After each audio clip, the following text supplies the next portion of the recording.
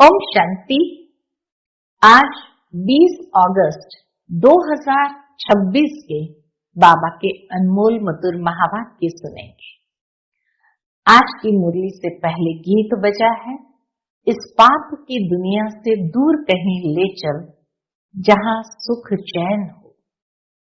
तो बाबा कहते हैं कि ये दुनिया बेचैनी वाली है, यहाँ सुख चैन नहीं है, इसलिए पुकारते हैं इस पाप की दुनिया से दूर कहीं ले चल। मनुष्य आत्माएं जितना पाप कर्म करती जाती है, उतनी ही बेचैनी उनके अंदर बढ़ती जाती है। तो बाप आए हैं तुम बच्चों के लिए 2 सौगात लेकर के, सुख और चैन। चैन माना शांति। सुख और शांति की दुनिया है स्वर्ग। बाप हम बच्चों को उस दुनिया में ले चलते हैं, लेकिन उसके लिए 2 बातें जरूरी है। पहली बात, पवित्र जरूर बनना पड़े, तभी सुख चैन प्राप्त कर सकेंगे। और दूसरी बात, एक बाप की याद में रहना है। बाबा कहते हैं तुम हो सच्ची सच्ची नंस, जो एक बाप के सिवाय और किसी की याद में नहीं रहती हो। वैसे क्रिश्चियन धर्म में भी वह अपने को नंस कहती है, लेकिन उनकी बुद्धि में एक तरफ गॉड की याद रहती है, तो दूसरी ओर क्राइस्ट की याद भी रहती है।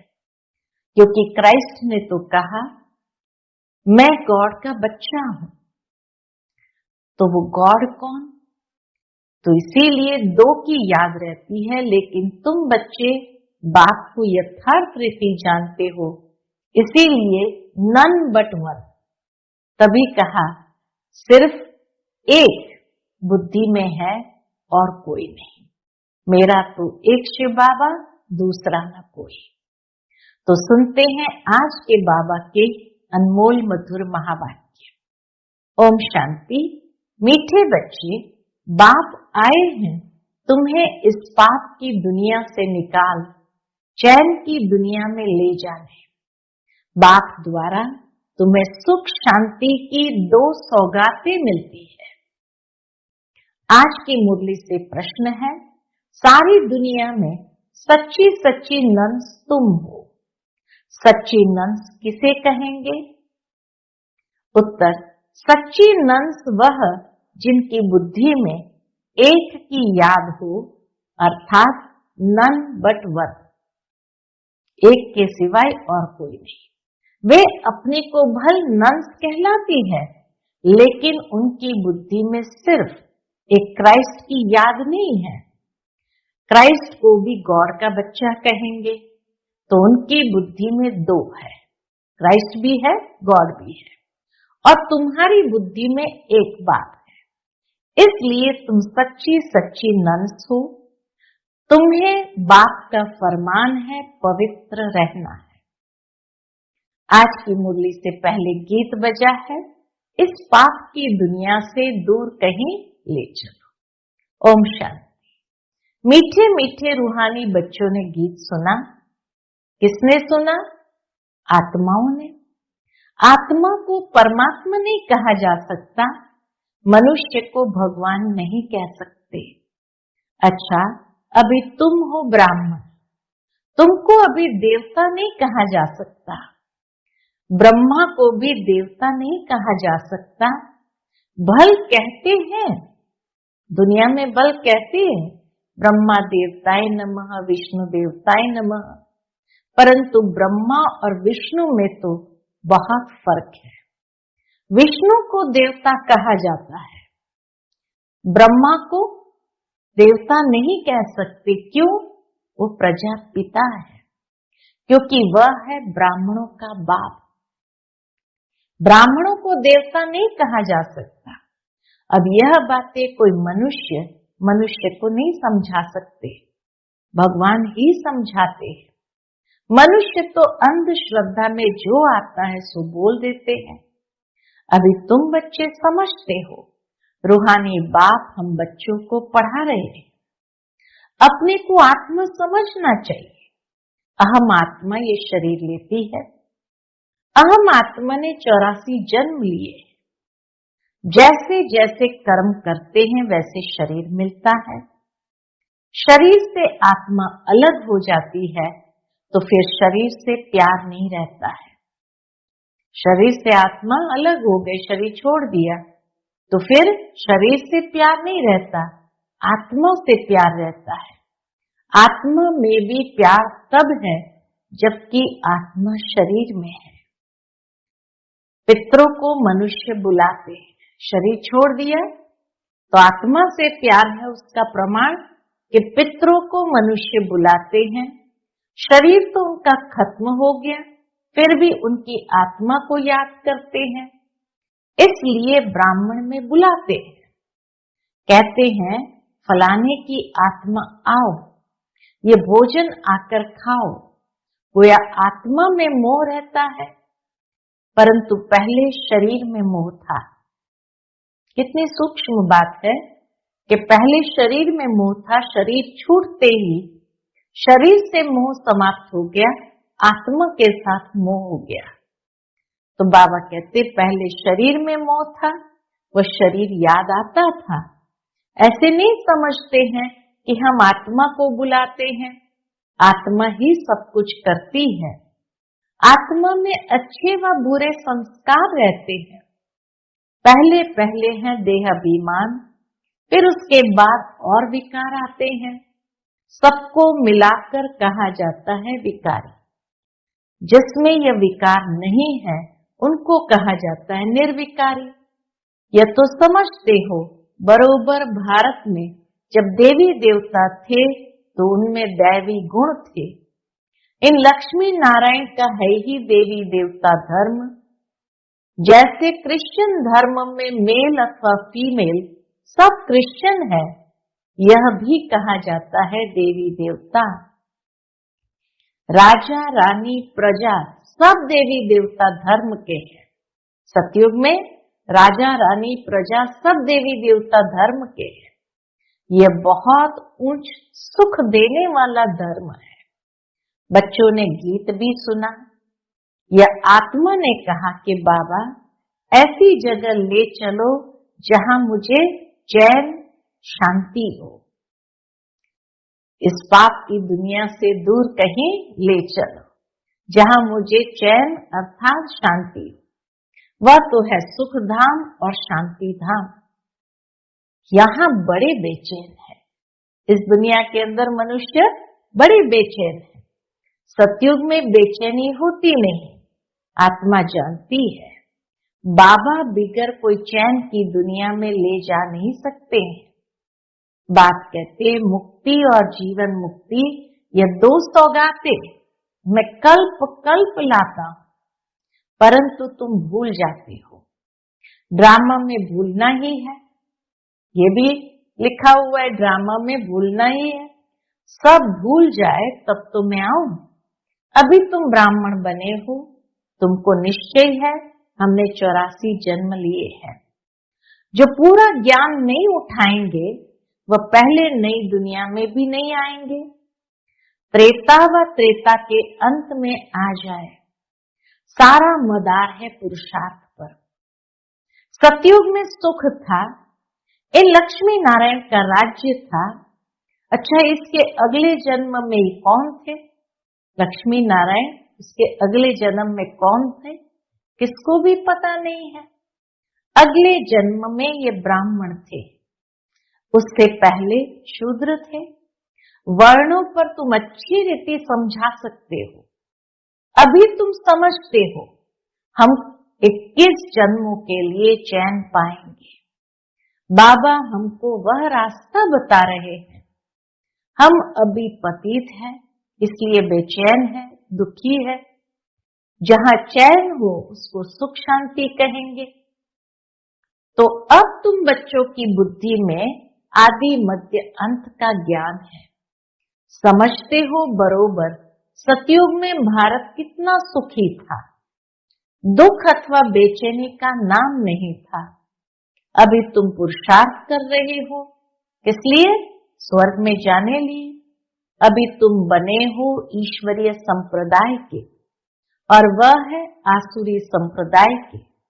कहते हैं ना, पाप आत्मा, आत्माएं अनेक है, परमात्मा एक है, सब ब्रदर्स है। सब परमात्मा हो नहीं सकते, इतनी थोड़ी सी बात भी मनुष्य की बुद्धि में नहीं है। बाबा ने समझाया है कि सारी दुनिया बड़ा बेहद का टापू है। वह छोटे छोटे टापू होते हैं। इस बेहद टापू पर रावण का राज्य है। इन बातों को मनुष्य नहीं समझते हैं। वह तो सिर्फ कहानियां सुनाते रहते हैं। कहानी को ज्ञान नहीं कहा जाता। उनसे मनुष्य सदगति को पा नहीं सकते। ज्ञान से सदगति मिलती है। भक्ति का फल है ज्ञान, और ज्ञान से गति प्राप्त होती है, श्रेष्ठ गति, सदगति मिलती है। ज्ञान देने वाला एक बाप, दूसरा न कोई। भक्तों की भगवान ही आकर रक्षा करते हैं। मनुष्य मनुष्य की रक्षा नहीं कर सकते। शिव बाबा सभी बच्चों को वर्षा देते हैं।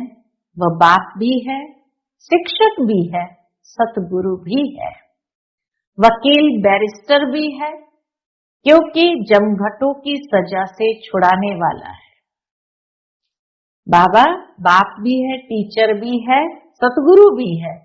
फिर बाबा कहते वकील और बैरिस्टर भी है, क्योंकि हमें जमघटों की सजा से छुड़ाने वाला है। सतयुग में कोई भी जेल में नहीं जाएंगे। बाप सबको जेल से छुड़ाते हैं।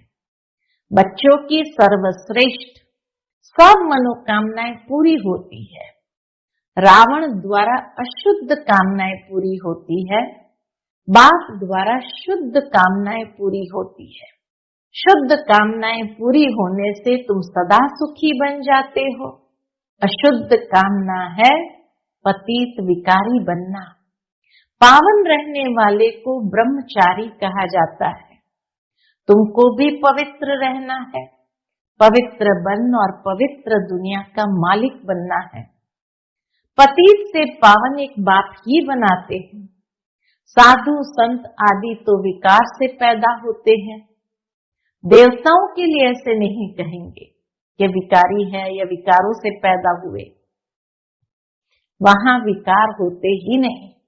वह है ही पावन दुनिया। लक्ष्मी नारायण संपूर्ण निर्विकारी थे। भारत पवित्र था। यह अभी तुम समझते हो। सतयुग में प्योरिटी थी तो पीस प्रॉस्पेरिटी थी। सतयुग में प्योरिटी थी तो पीस प्रॉस्पेरिटी थी। सब सुखी थे।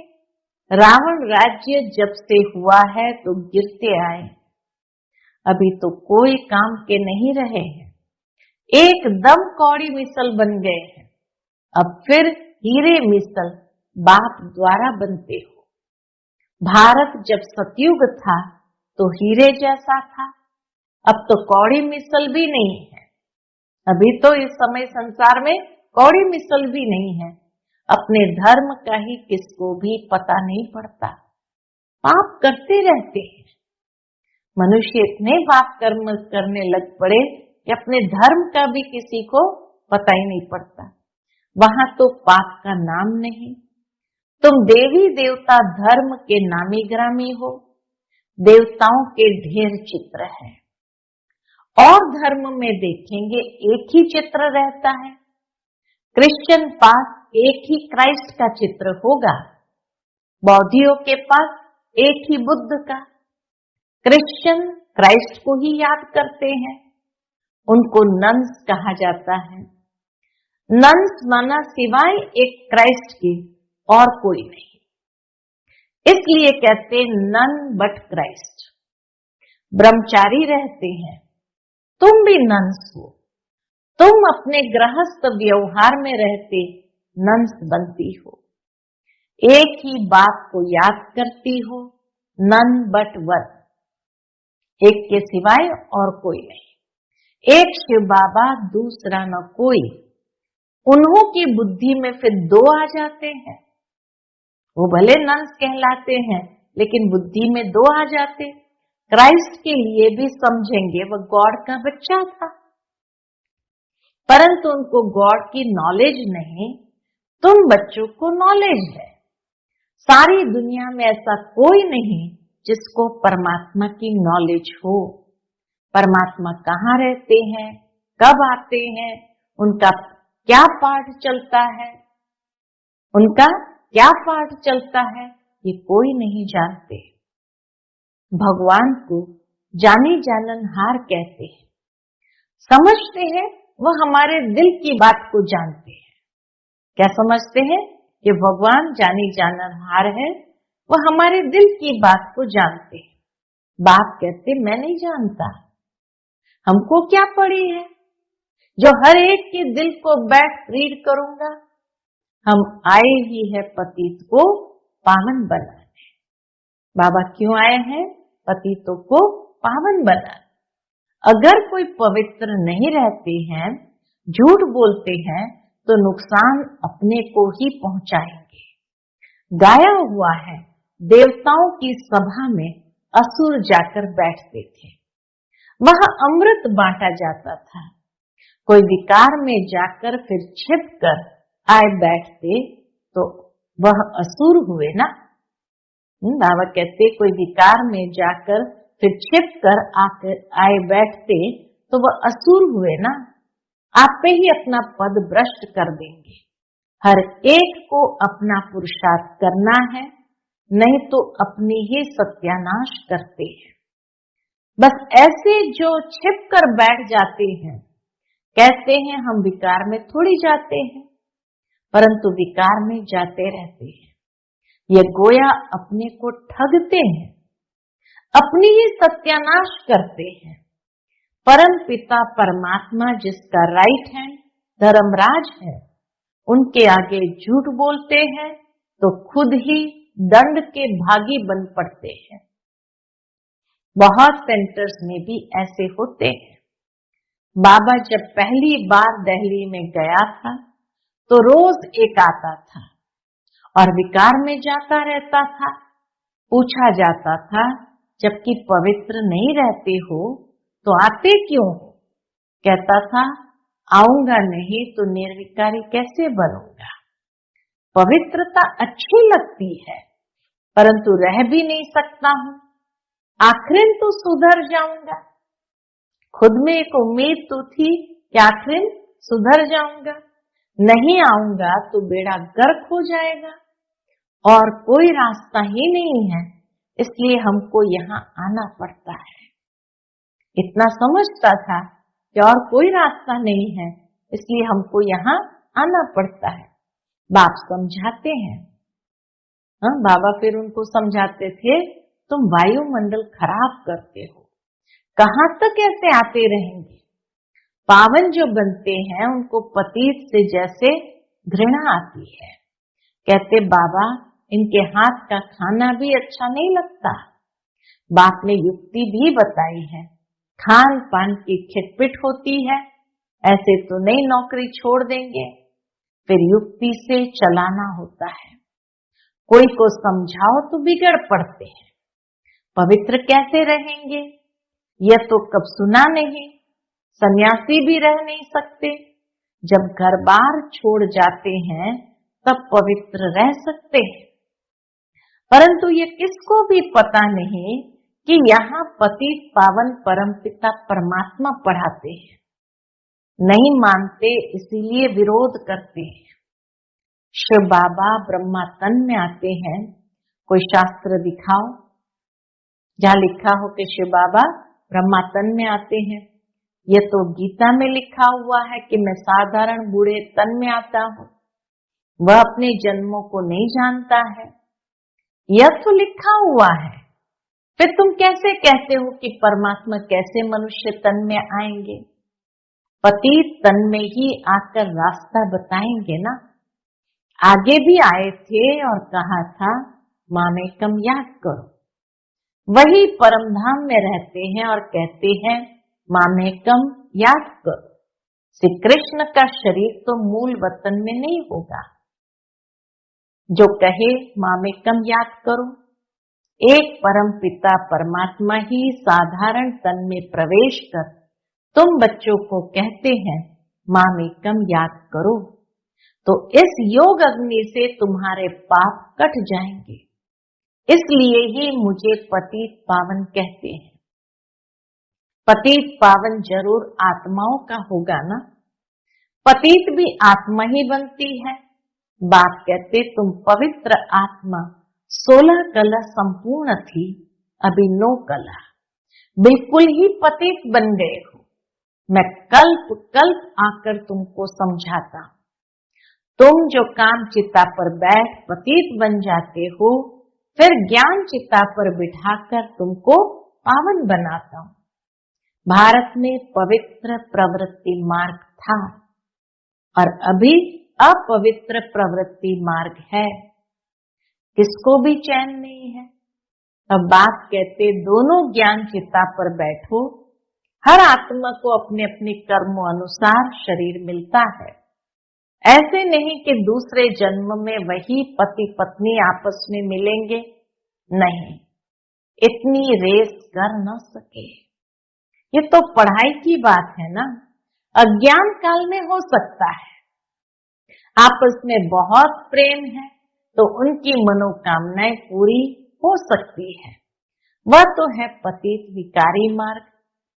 पति के पीछे पत्नी चिता पर बैठती है, दूसरे जन्म में भी जाकर उनसे मिलती है, परंतु दूसरे जन्म में उनको थोड़ी मालूम पड़ेगा।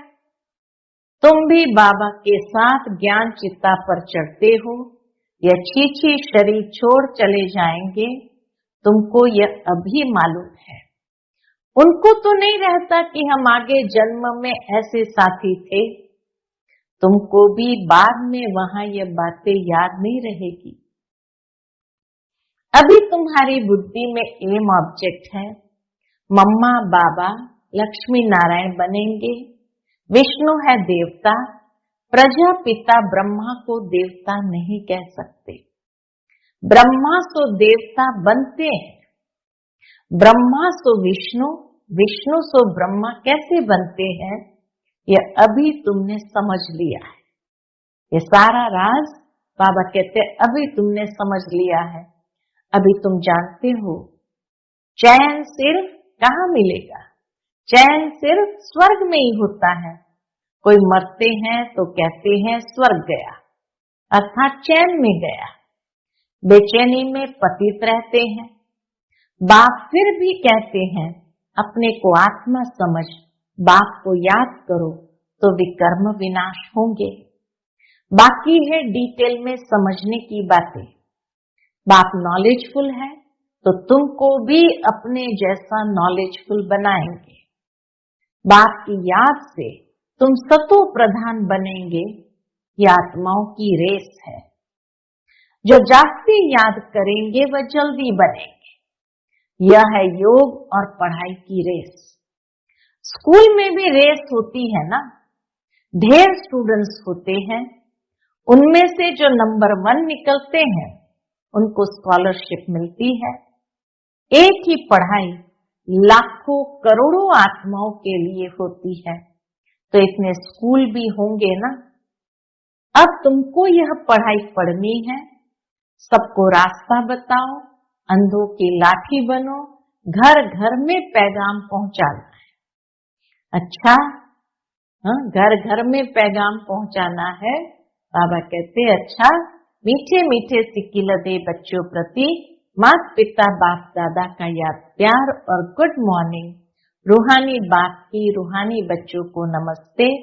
हम सब रूहानी बच्चों की रूहानी माता पिता बाप दादा को याद प्यार, गुड मॉर्निंग और नमस्ते नमस्ते।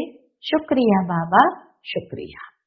आज की मुरली से धारणा के लिए मुख्य सार है, अब अशुद्ध कामनाओं का त्याग कर शुद्ध कामनाएं रखनी है। सबसे शुद्ध कामना है पवित्र बनकर पवित्र दुनिया का मालिक बने। कोई भी भूल को छिपाकर अपने आप को ठगना नहीं है। धर्मराज बाप से सदा सच्चा रहना है। दूसरी पॉइंट, ज्ञान चिता पर बैठ इस पढ़ाई में रेस कर भविष्य नई दुनिया में ऊंच पद पाना है। योग अग्नि से विकर्मों के खाते को दग्ध करना है। आज का बाप दादा का मधुर वरदान हम बच्चों के प्रति है, बुद्धि की प्रीत एक प्रीतम से लगाकर सदा सन्मुख की अनुभूति करने वाले विजयी रत्न भव। बुद्धि की प्रीत एक प्रीतम से लगाकर सदा सन्मुख की अनुभूति करने वाले विजयी रत्न भव। प्रीत बुद्धि अर्थात बुद्धि की लगन एक प्रीतम के साथ लगी हुई